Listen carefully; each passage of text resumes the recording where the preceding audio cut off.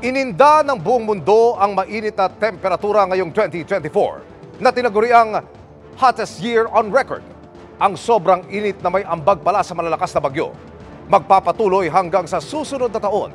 Ang banta ng nagbabagong klima sa report ni Rafi Tima.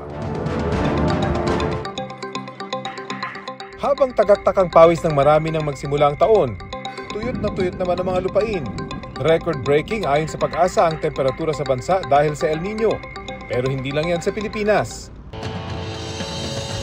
May datos nang nagpapatunay na 2024 ang hottest year on record sa buong mundo.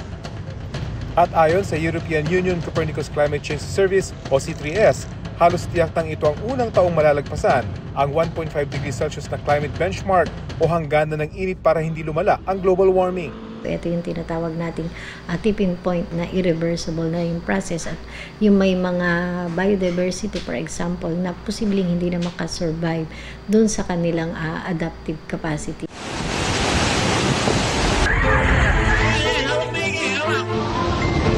Ang matitinding bagyo halimbawa, resulta rin pala ng pag-init ng mga karagatan sa mundo tulad sa Pasipiko.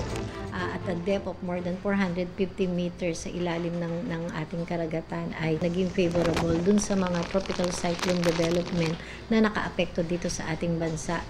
Damang-dama na yan ni Gemma dito sa bandang Araneta Avenue sa Barangay Tatalon sa Quezon City. Ngayong taon, sunod-sunod na baha ang kanilang naranasan. Pinakamalala raw noong bagyong Karina. Karina po nakalampas po sa namin, Trapal. Ano kayo nagpunta nun? Second floor. Lumangoy pa nga ako eh. Daang libong piso na ang nasira nilang ari-arian dahil sa mga baha. Apektado pati kabuhayang vulcanizing shop at maliit na karinderya.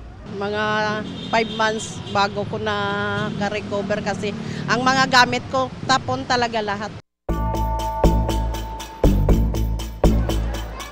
Kahit ang minimum na temperatura sa gabi, mas mainit ngayong 2024 kumpara sa mga nakaraang taon. Hindi lang ito nagpapataas ng konsumo ng kuryente. Posibleng magresulta ito sa pagbaba ng kalidad ng agricultural products. Ang lalong di magandang balita, posibleng magtuloy pa hanggang sa first quarter ng susunod na taon ang mainit na panahon.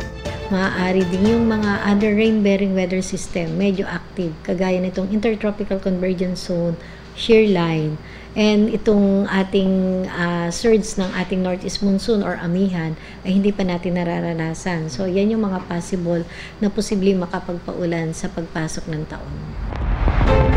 Matindi na ang mga bagyo ng 2024 pero hindi pa yan ang ibinabala noon na La Nina. Nakatakda ng i-anunsyo ng Pag-asa kung matutuloy ang La Nina sa bansa sa 2025 na maaaring magresulta sa mas mababang temperatura. Meron man o wala, tiyak pa rin nila ang mga bagyo at pagbaha sa susunod na taon. Kaya ngayon pa lang, dapat na itong paghandaan. Para sa GMA Integrated News, Rafi Tima nakatutok, 24 oras.